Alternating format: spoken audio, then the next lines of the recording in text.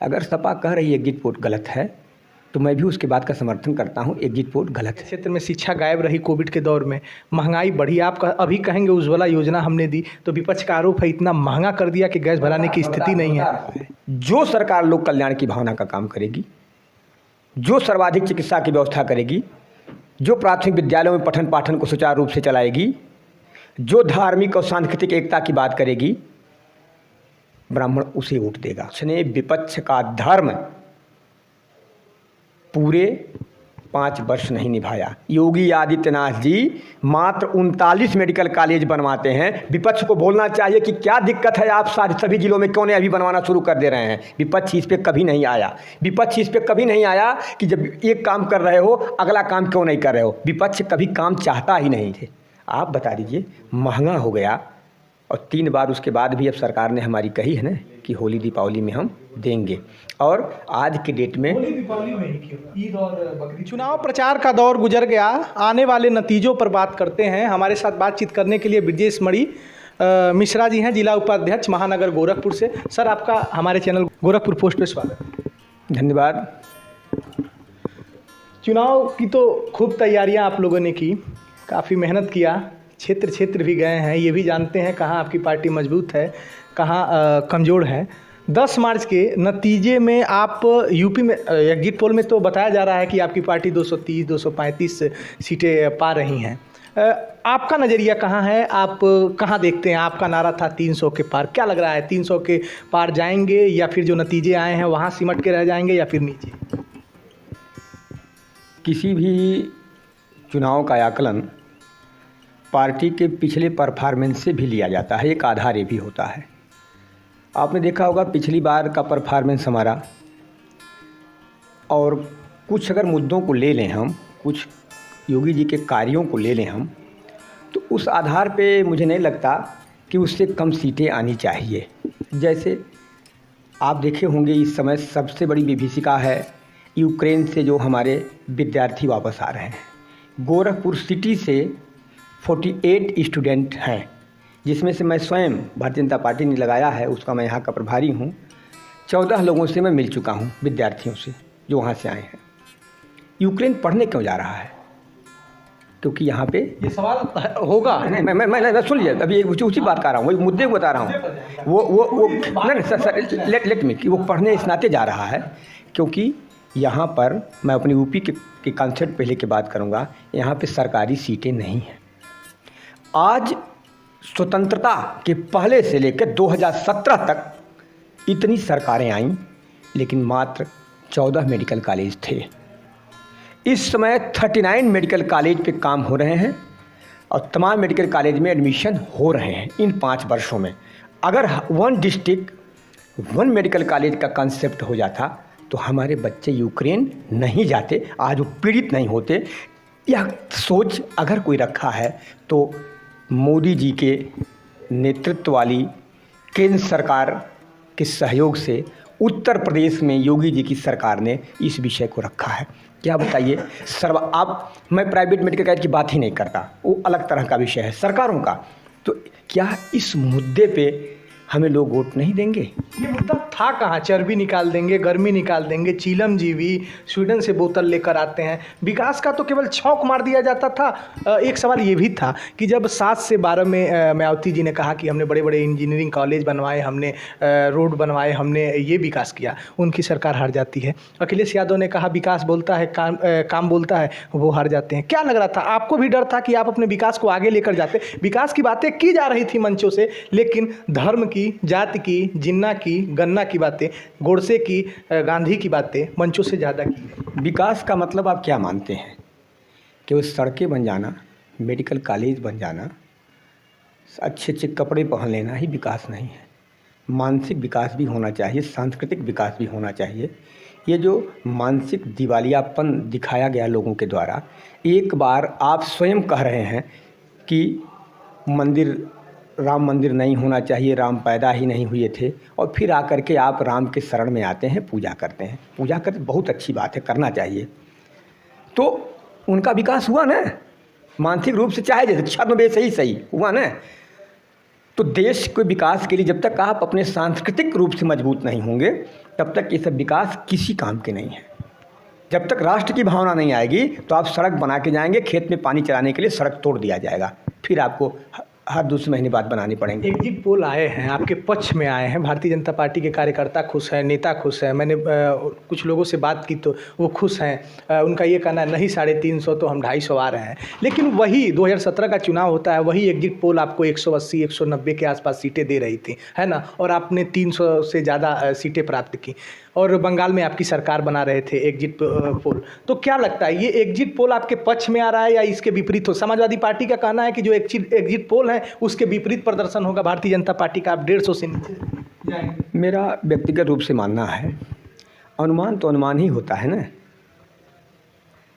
हम अपने तरह से देख रहे हैं, जिन्होंने एग्जिट पोल किया अपने तरीके से देख रहे हैं, सपा अपने तरीके से देख रहे हैं। अगर सपा कह रही है एग्जिट पोल गलत है तो मैं भी उसके बात का समर्थन करता हूँ, एग्जिट पोल गलत है।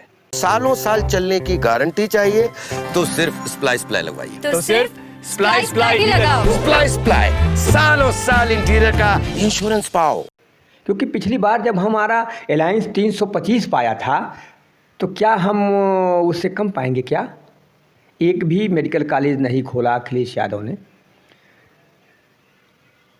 क्योंकि सबसे बड़ा मुद्दा हमारे यहाँ का स्वास्थ्य ही है। इंसेफ्लाइटिस से बच्चे जब यहाँ मरते थे, आप देखे होंगे इंसेफ्लाइटिस गायब हो गया उसके बाद। बिजली के मुद्दे को देख लीजिए, भूखमरी का एक भी शिकायत आई है? आपसे बात मैं बताऊं, हम लोग कंपेनिंग करने गांव में गए हैं, आप लोग भी खूब गए हैं।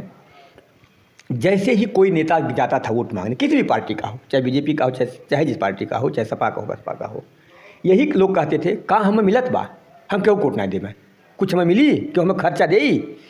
ये बात लोग कहा करते थे और हर गांव में 10 से 20 लोग कहा करते थे। आज के डेट में आप देखे होंगे जब भी किसी भी पार्टी का नेता गया है, ये प्रश्न गायब हुआ है लोगों के मन से। हाँ, अगर प्रश्न आया है तो सरकारों के खिलाफ नहीं आया कि सरकार नहीं कुछ दे रही, ये आया है कि अमुक प्रधान ने, अमुक बीडीसी मेंबर ने मेरा आवास नहीं बनवाया, वो दूसरे का बनवाया, मुझे बनना चाहिए। कर्ता से घुमाएंगे, हमको पता है। बेरोजगारी भी मुद्दा था, महंगाई भी मुद्दा था, ओपीएस भी मुद्दा था, पुरानी पेंशन वाला। विपक्ष के भी तगड़े मुद्दे हैं कि हम इस मुद्दों पर फाइट कर रहे हैं, है ना। ओपीएस का मुद्दा था, महंगाई, बेरोजगारी, जिस तरह से प्रयागराज में स्टूडेंट पर लाठियां चार्ज हुई। क्या ये जो विपक्ष के मुद्दे हैं उनमें भी तो ताकत थी? आपको क्या लगता है? सुनिए, ब्रजेश मणि मिश्रा जी को क्या लगता है, वो 5 काम बताइए जो आपको लगता है ब्रजेश मणि मिश्रा जी को कि आपकी पार्टी उस 5 कामों के दम पर आ रही है। हम ये जाने मैं बता रहा हूँ। पहला तो स्वास्थ्य के क्षेत्र में मैंने बताया ना, इतने वर्षों में 12 मेडिकल कॉलेज खुले, हम 39 खोले और सबको भरोसा है कि हम जितने ज़िले हैं उतने मेडिकल कॉलेज अगली बार खोल देंगे। स्वास्थ्य के क्षेत्र में जितना बड़ा काम हमने किया है, और आपको पता है, हर व्यक्ति को पता है, जो भी दिमाग से सोचेगा कि योगी जी की सरकार केवल 3 साल की सरकार रही। 2 साल के कोरोना के काल में सभी के लिए जीवन के संकट था, प्रत्येक प्राणी के लिए जीवन का संकट था, खाने से और रहने से लेकर के जीविका का प्रश्न था। बड़े बड़े घरों को मैंने देखा है 2-2 किलो चावल मांगते हुए उस कोरोना काल में। मात्र 2 साल में, 3 साल में, एक तो हमने जो स्वास्थ्य का इंफ्रास्ट्रक्चर खड़ा किया, दूसरे आप देखे होंगे सड़कों के मामले में हमने सर्वाधिक सड़कें बनाई। और रोज़गार की बात जब आती है, आप देखे होंगे मुद्रा लोन, स्टार्टअप इंडिया के चलते, और फिर सरकारी नौकरियों में ये एकदम स्पष्ट रूप से था कि 5 लाख नौकरियां करीब इस उत्तर प्रदेश की सरकार ने दी थी, पिछली सरकार इतनी नहीं दे पाई थी। फिर देखिए दूसरी बात, आप ये मान रहे हैं ना कि मेडिकल कॉलेज खुला है तो क्या उसमें कर्मचारी नहीं लेंगे, रोज़गार नहीं मिलेगा? एक ज़िले में एक मेडिकल कॉलेज हो जाने से 100 मेडिकल स्टोर चलेंगे। एक मेडिकल स्टोर से कम 5 लोग लाभान्वित होंगे। 500 रोजगार मिला ना। ये एक नहीं, मेरी बात समझिए। हाँ, आपने 3 काम गिना दिए कि स्वास्थ्य के क्षेत्र में, शिक्षा के क्षेत्र में शिक्षा गायब रही कोविड के दौर में, महंगाई बढ़ी। आप अभी कहेंगे उज्ज्वला योजना हमने दी, तो विपक्ष का आरोप है इतना महंगा कर दिया कि गैस भराने की स्थिति नहीं है। विपक्ष को जानकारी होना चाहिए। आप यहीं बैठे हैं, कभी आप गए नहीं हुए, आप चले जाइएगा, बगल में रजही है गाँव। रजही के जो चरगांवक ब्लॉक प्रमुख हैं, वो आके कह रहे हैं कि हमारे यहाँ वो जंगली जानवर ज़्यादा हो गए हैं। और वहाँ के 5-7 और लोग आए, मैं वहाँ गया, बैठक किया था एक भाजपा, वो आरोप लगा रहे थे कि ये जब से उज्ज्वला योजना की गैस मिल गया है, यहाँ के लोग, स्थानीय लोग लकड़ियाँ तोड़ करके जलाते थे, तो यहाँ लकड़ी नहीं हुआ करती तो जानवर नहीं रहा करते थे, तो लोग जला नहीं रहे थे। आप बता दीजिए, महंगा हो गया, और 3 बार उसके बाद भी अब सरकार ने हमारी कही है ना कि होली दीपावली में हम देंगे। और आज के डेट में होली दीपावली में ही क्यों, ईद और बकरीद पे क्यों ना? क्योंकि होली और दीपावली में बकरीद भी लगभग उसी समय आता है, ईद भी लगभग उसी समय आता है, लगभग त्यौहार उसी समय है। वहाँ ये नहीं कहा गया कि मुस्लिम और इसको देंगे। और मैं आपसे बताऊं, जब होली का त्यौहार आता है तो सर्वाधिक लाभ मुस्लिम परिवार के लोग पाते हैं, दुकानें उनकी लगी रहती हैं। दीपावली का त्यौहार आता है तो आप देखिए, आप साहबगंज सारे लोग मुस्लिम का त्यौहार बनाते हैं। ये तो दूसरे पार्टी के लोग हैं जो इस तरीके की बात बांटने का बात करते हैं। होली दीपावली इस नाते, क्योंकि होली दीपावली मनाने वालों की संख्या अधिक है। दूसरा सवाल हम कर लेते हैं कि जो भाषाई मर्यादाएं बिगड़ी हैं, जैसे योगी जी का अखिलेश जी पर अटैक करना, अखिलेश जी का योगी जी पर अटैक करना, उनका ये कहना कि रंगाई पुताई हो रही है, धुएं के धब्बे मिटाए जा रहे हैं, वो देखते हैं कि हम 12 बजे तक सोकर उठते हैं तो हमारा और उनका कमरा दोनों लोग का सटा हुआ है, तो हमने भी देखना शुरू कर दिया है कि धुएं उड़ते हैं। तो ये भाषाई जो मर्यादाएं हैं, एक पूर्व मुख्यमंत्री हैं, एक वर्तमान मुख्यमंत्री हैं, तो इसको आप कैसे लेते हैं? समाज में कैसा मैसेज जाए? देखिए, इस तरीके की बात नहीं होनी चाहिए समाज में। लेकिन मैं आपसे बताऊं, अब आपने तो ऐसा प्रश्न कर दिया, मैं एक शिक्षक हूं और इस पे मैंने लिखा भी है, इस पे काम भी किया है मानव स्वभाव के ऊपर, तो उसको मैं पॉलिटिकली बोल नहीं सकता, चीज़ें दूसरी हो जाएंगी। लेकिन मानव का प्रवृत्ति ही हो गया है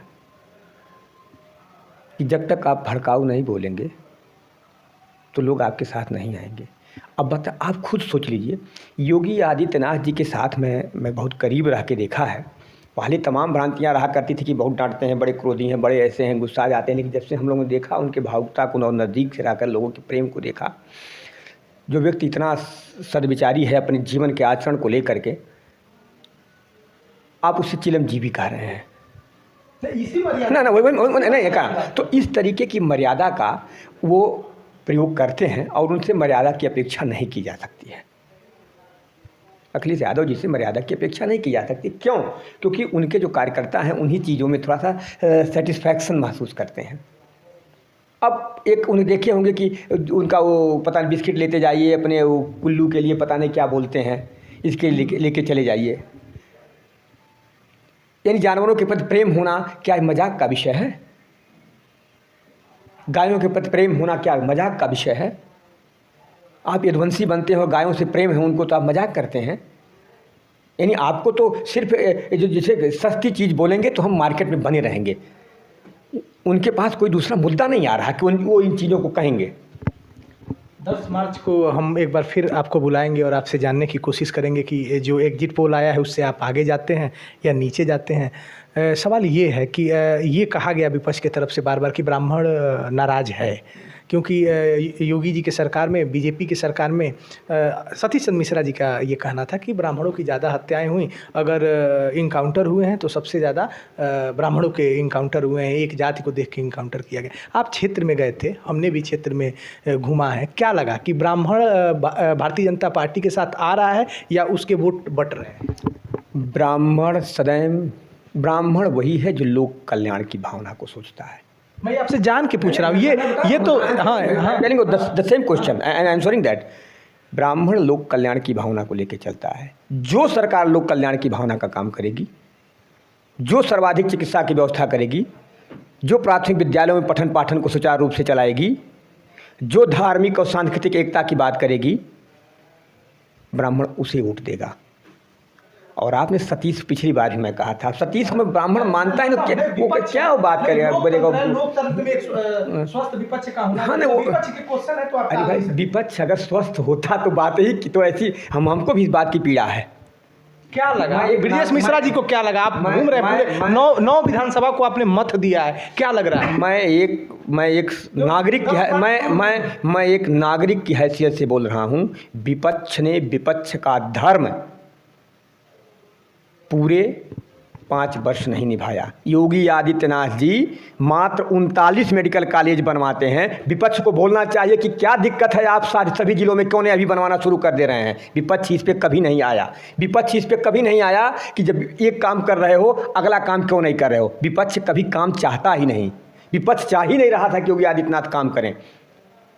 पूर्वांचल एक्सप्रेसवे बनने के बाद लखनऊ जाने के लिए लोग सोचते थे कैसे मैं लखनऊ जाऊंगा आजमगढ़ से। विपक्ष कह रहा है ना कि आपने रोड बनवाया लेकिन उसकी क्वालिटी घटा दी और उसके पैसे कम कर दिए, और देखा जाए तो सब कुछ कम करते हुए जो उसकी क्वालिटी होनी चाहिए उसको कम कर दिया आपने, और पूर्वांचल एक्सप्रेसवे बनवाया किया है विकास। मेरी बात है, हमने पैसा कम लगाया हर जगह। जो वो 15 लाख में बनवाते थे कोई काम, वो इस सरकार में 10 लाख में बना है, क्योंकि जो बीच में खाने वाला मामला था वो यहाँ नहीं कोई कर पाया।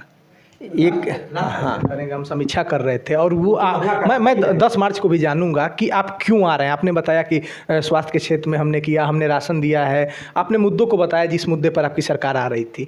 एक बार फिर पूछते हैं, उस दिन भी पूछेंगे, स्थिति एग्जिट पोल की क्या होगी, है ना, आपके पक्ष में आता है या उससे ज़्यादा जाता है या नीचे गिरता है। आपकी पार्टी को जो जनाधार अभी एग्जिट पोल में दिखाए जा रहे हैं वो हिंदुत्व के नाम पर मिला या फिर विकास के नाम पर मिला?